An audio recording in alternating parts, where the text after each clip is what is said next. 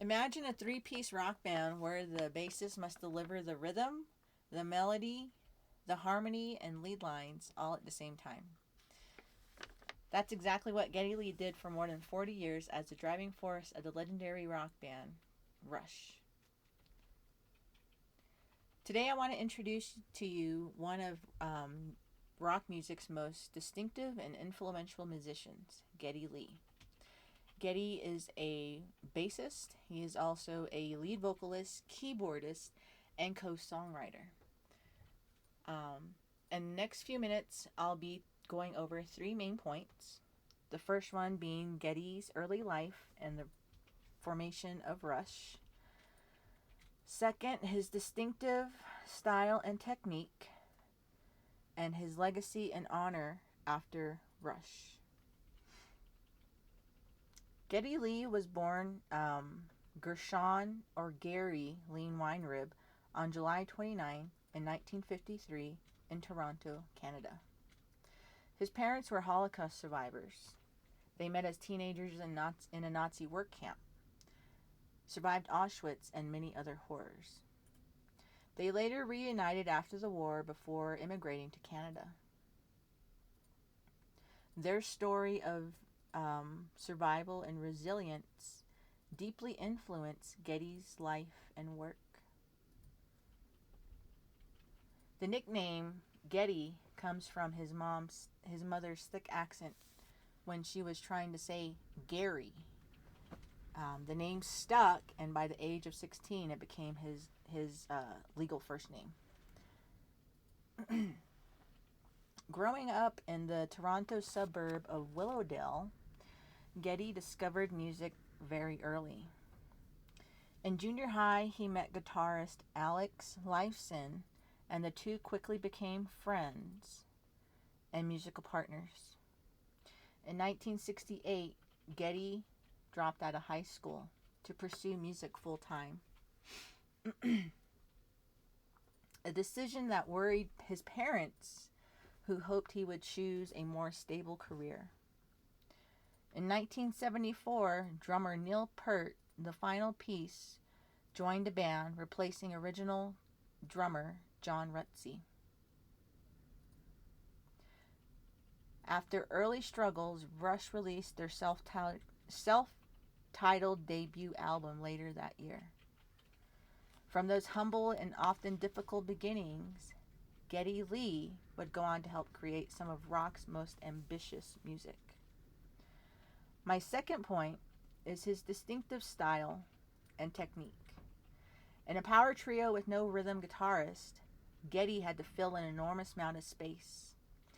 Instead of supplying just the simple basic root notes, he created melodic bass lines that acted as both rhythm and lead instrument. Geddy does not play with a pick and never has, as he explained in a Fender video. He picks with his fingers and the edge of his fingernails. Using the nail edge allows him to get a more bright, twangy attack, and he's able to do upstrokes and downstrokes. It's almost like playing with a pick, except he gets to keep that warmth and control with his finger style playing. He developed this approach after touring with Primus in the early 2000s and being inspired by Les Claypool's aggressive style. You can clearly hear his skill in the song in one of the tracks titled YYZ. His high-pitched voice also added another layer, allowing Rush to create rich textures with only 3 musicians. In a trio, as Geddy has said, you simply have to play more, as he did exactly that. My third point is his legacy, honor, and life after Rush. Rush released 19 studio albums, millions of records worldwide. In 2013, the band was inducted into the Rock and Roll Hall of Fame.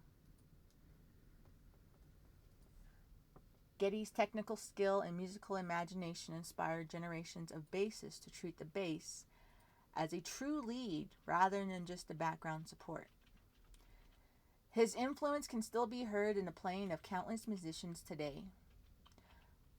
Rush completed their final tour in 2015. The passing of drummer Neil Peart in 2020 was a huge loss for the band and its fans. In 2023, Geddy published his memoir, My Effin' Life.